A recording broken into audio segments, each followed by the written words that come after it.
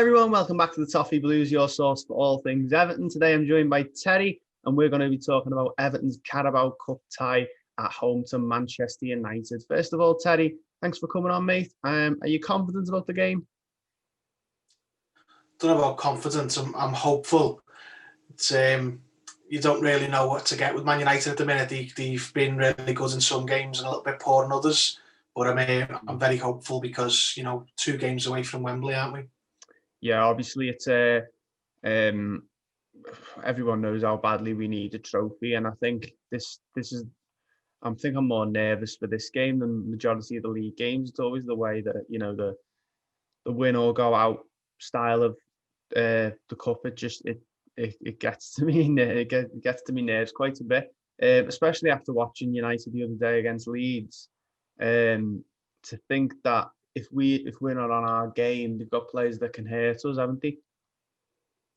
Yeah, absolutely. I mean, I'm not completely worried about any team in this league apart from, unfortunately, Liverpool. Mm-hmm. I think on our day we can beat anyone except them, because on their day, there's no one who can stop them. That's just a fact of the matter. So they're out of it now. So this competition, is right there for us. Not long had the news come out that they've moved the cup final date from February 28th to April 25th. Yeah. And that's to try and get fans in the ground, basically. So that would be amazing if we could get there. Not because it'd be just Everton's luck to actually win a trophy and there's no fans there, but I'd take it. And in context of this game, I'm hoping on the back of Man United picking up a little bit of form in the league and going out to the Champions League, that they this off and just play about cup, let's be honest. So I'm hoping that shows in this game, and we certainly do. I mean, there's been an article from The Athletic about Carlo Ancelotti's best calendar year at Everton, and it said in that article that the target for his first full season is European qualification and to win some silverware. And winning some silverware gets you European qualification for a start, and that would be the main priority for me. I've said it from day one. Scratch that itch and the rest will follow. Yeah, it's definitely a 2 birds with 1 stone sort of thing. And for the first time in a while, I believe we can do it. United, I'm not really sure where their priorities lie, because obviously they've gone out to Champions League. A convincing win in the league might push them on to, try and finish as high as they can now. And I'm not sure where this trophy lies in their list of priorities. But I am hopeful for it. And obviously you mentioned there about the final being moved back to Sunday, the April the 25th. It would be great if we got to the final and we got to go, but obviously we've got to get past Manchester United first. What changes would you make to the team? Because I'm expecting there to be a couple that Ancelotti's going to make, but personally, Terry, if you're Carlo Ancelotti going into the game, what changes would you make? Who do you want to see? Well, the fan in me is thinking, just play what we've been playing. That's won the last 3 games. Don't change a winning team, but it's not going to work like that. Managers will look at it, whether they take the competition seriously or don't. Every manager will go into this and do some rotation, especially this season when the games have been a lot more, frequent and condensed into a shorter time period. Yeah. So we will see changes. How many? I don't think it'll be as severe as the lower league teams when we played them in the earlier rounds. We'll definitely see Coleman. We'll definitely see James come back in. Might even see, the likes of Bernard or Andre Gomez start. This doesn't make me worry though, because they're first team players. We've seen them, play well for Everton in the past. That's not like, bringing in a load of kids who you've never seen before. They're senior players with a lot of experience. I've seen Bernard, for example, have great games for Everton. So they need, if he does make changes like that, those players need to step up, because this is so important. But I don't think we'll see the likes of Nkunku, Gordon, etc. I think we'll stick with probably a 60-40 split for the games we previously had. So I still think we'll see Godfrey. Still think we'll see Michael Keane. Not sure on the keeper. Keeper's a bit, a wide open one, but yeah, I think we'll see changes. Basically, we'll see quite a few changes, just from the fact that we're going to play again on Boxing Day, and we've got to try and juggle that. There'll be rotation. I just hope it's not so severe that it hinders the team.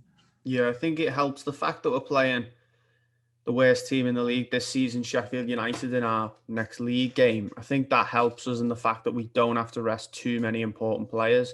You mentioned Bernard there. Obviously, Bernard scored against United earlier on in the season, so I definitely want to see Robin Olsen. I mentioned how unhappy I am with Jordan Pickford in the Arsenal extra time, which is out on the channel now. And if Pickford plays, I'm going to feel so much more uncertain about the game. I'm going to be a lot more nervous, definitely, because where United can hurt you is they can get through past you, and once Rashford's one-on-one with a goalkeeper, it's he likes to take the game by the scruff of the neck, if that makes sense. And I just think Pickford has got a mistake in him against competition like this. So, especially after Olsen playing in every game he's played well. The excuse that it's Carabao Cup is just a perfect chance for him, for me as well, to play against a really good team. And like it or not, they are a really good team. They've had a couple of dodgy results this season, but I am, to an extent, afraid of some of the players they've got. If Martial turns up on the day, he's a great player. Rashford's obviously good. And there's players like McTominay and Fred who've come out and started putting performances in. So I'm quite nervous about it. Do you think, you mentioned James Rodriguez there, do you think you will see the usual suspects up front, Richarlison, Calvert-Lewin, players like that? I don't know. He said he's telegraphed the idea, hasn't he, that we won't play Dominic Calvert-Lewin every game in December. So this might be a game where Tosin starts.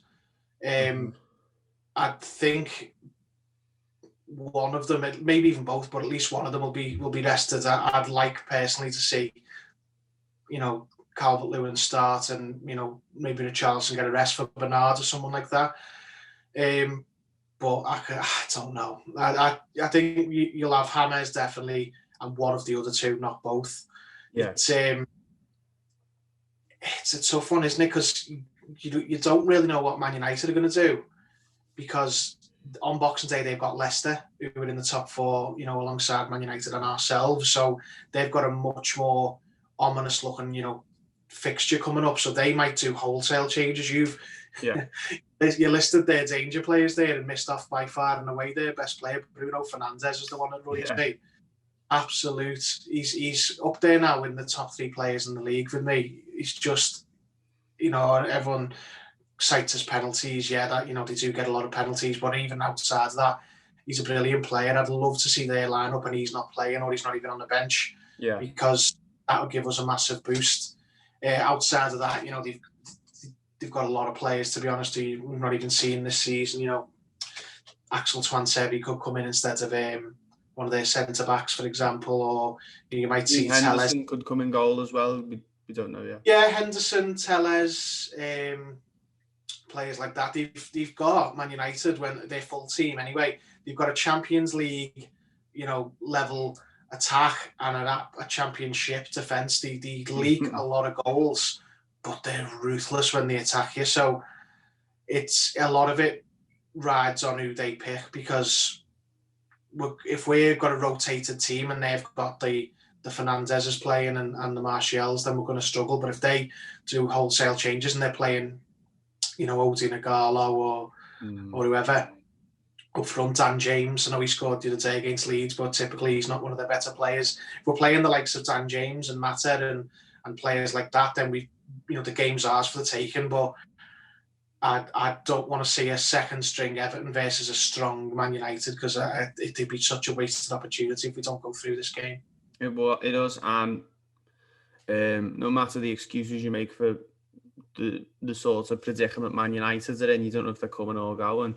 you can't argue that they need the trophy more than us. I think we need a trophy more than most teams. I thought you meant the other way around. Then, like they don't need it. Like they need Champions League qualification. They don't give a toss about the Carabao Cup. But if they won that and then finished fifth, the manager needs to get sacked.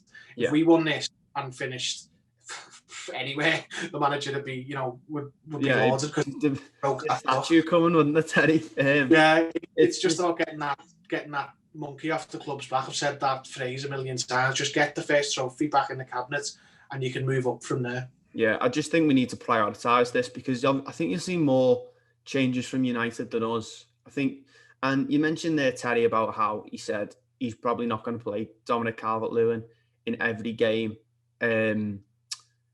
I think he's alluding to Sheffield United myself. I think I'm expecting to see Calvert-Lewin and Richarlison in this game, and then maybe just Richarlison in the striker position against Sheffield United and giving Calvert-Lewin a blow, because I can't understate how important this game is. And as looking as well at the other teams in this round, like Newcastle are playing Brentford.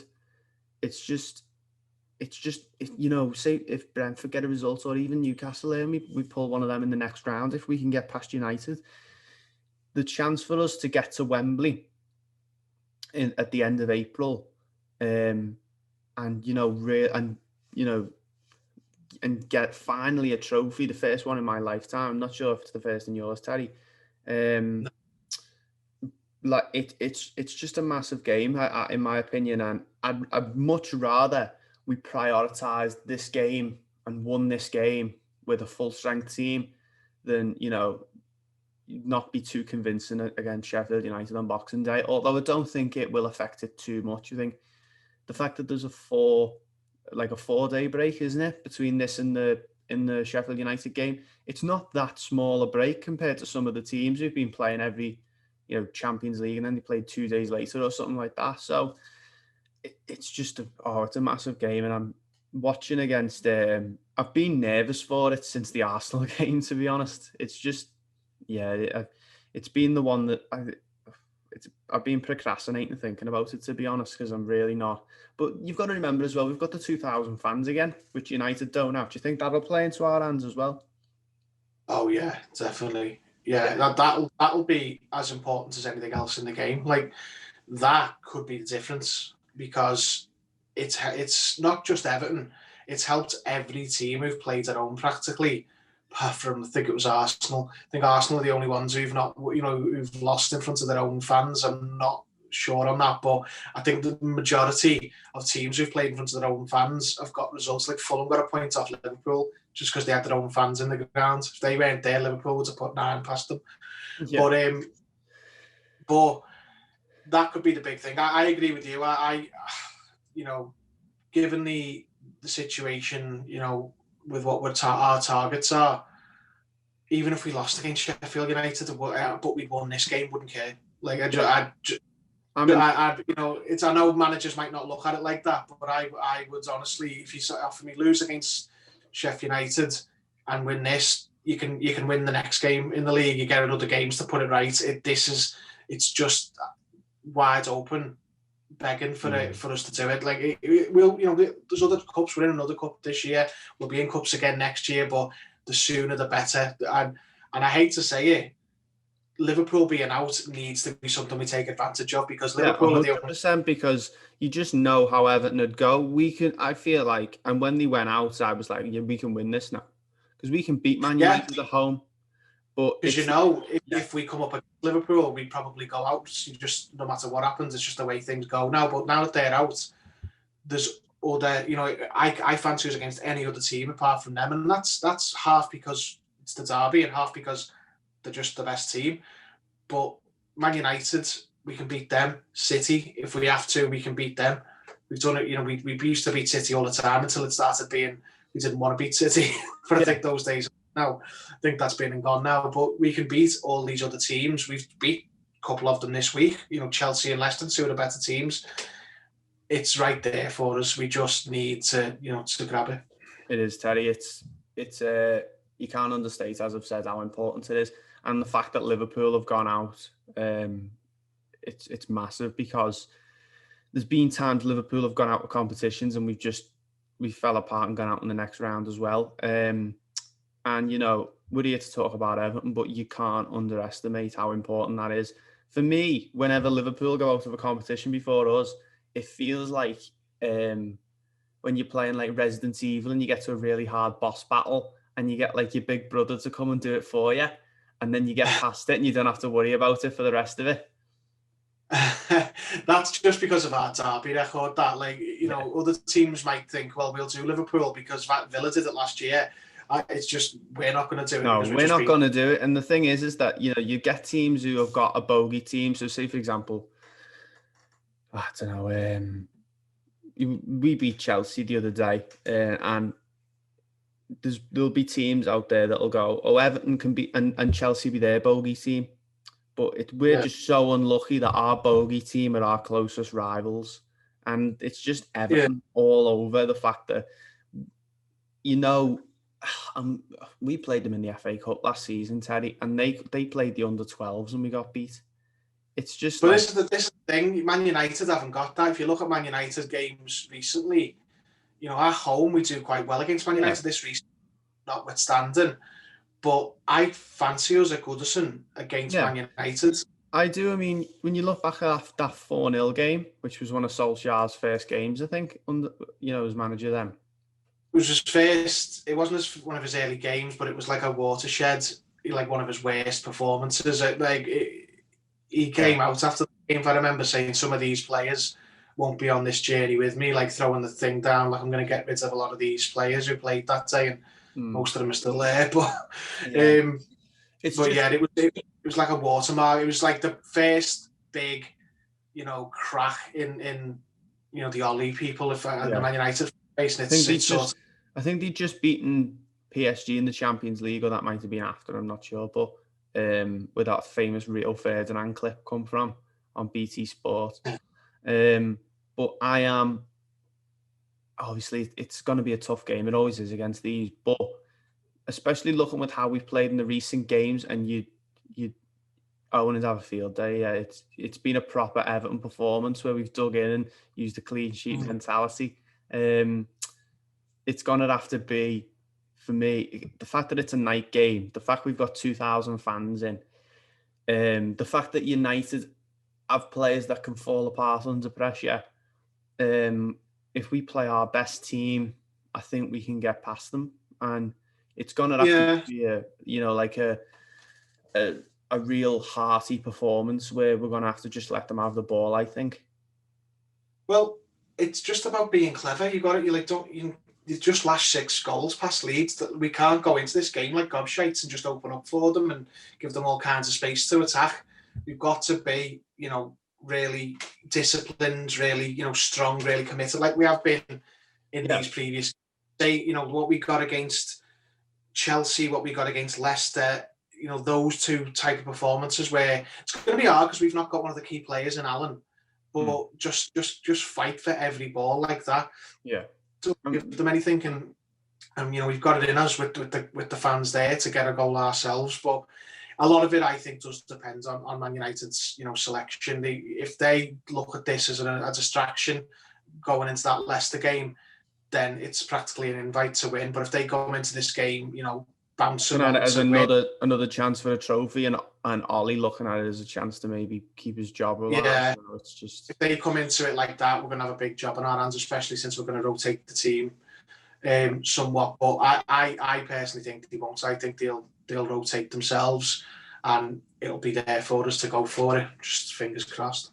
Yeah, and I mean, I wasn't too confident going into the Arsenal game because we were playing a team on the ropes where it would have been typical Everton to fall apart and let them get that first win, you know what I mean? So, but obviously after we played so well against Arsenal and we dug in, the fact that the possibility of us going into it with no fear, going right at them from the offset, harming them where they can fall apart, you know, at centre back and down the wings and stuff like that. It's a possibility that's becoming more and more real. after seeing the last few performances, but it's going to be another really tough one, a really important one as well. And you mentioned Bruno Fernandes there. Any other danger players, Terry, that you're looking out for?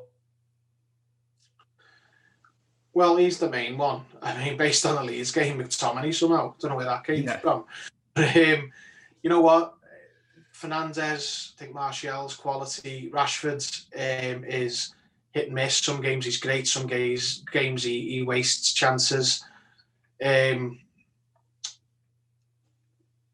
don't really. I mean, I could curse myself here. I'm not that worried about Pogba because Pogba's. I just think he's overrated. He's not. You know, not this barnstorming player he seems to be for France. But it's mainly for me Fernandes, Martial, and probably Rashford. Yeah, I agree with you. I think they're the three. I'm particularly scared of Marcus Rashford. He seems to just get faster and faster every time I see him. And we've got two good centre backs there who are in good form with Yerry Mina and Michael Keane. People have been talking about the possibility of Ben Godfrey dropping out for Nkunku. I'd personally keep it the same. I think we need to play a defensive performance, and even as far as maybe not playing Seamus Coleman. That might be a controversial one to some people. But I think we need more of the same, and I'm much more concerned about this game than the Sheffield United one on Boxing Day. I think this is the one we need to prioritise. And like you said, Terry, I'm not bothered about the Sheffield United game if we win this one, because there's so many more games coming up, and you'd have to be pretty bad, I think, to lose to Sheffield United. That might eat me words there, but barring the fact that we don't turn up hungover on Boxing Day, we should get the best of Sheffield United with even a weakened team if we can afford to rest players like Dominic Calvert-Lewin. And obviously, we talked about the fact that the finals moved. Just want to get your comments on that, really. Are you happy? Yeah, I mean, I don't know whether it'll work or not because, the forward planning with anything to do with COVID's just been, a fool's errand for the longest time, hasn't it? But at least at the end of April, there'll be, much more vaccinations that have been given out, and there's a far better chance. There's no guarantee, but, why not? I doesn't make any difference. If you can't go, you certainly can't go in February. If you've got half a chance of going in April, then by all means move it to them, because I'd rather have a chance of going than zero chance of going, put it that way. Yeah, I mean, I think that's assuming that applies to any supporters who are going. Not, we're not guaranteed to go, obviously, but even if whoever you support, if your team gets there, you want to have the chance to go, don't you? So anything they can do will be, is a good idea.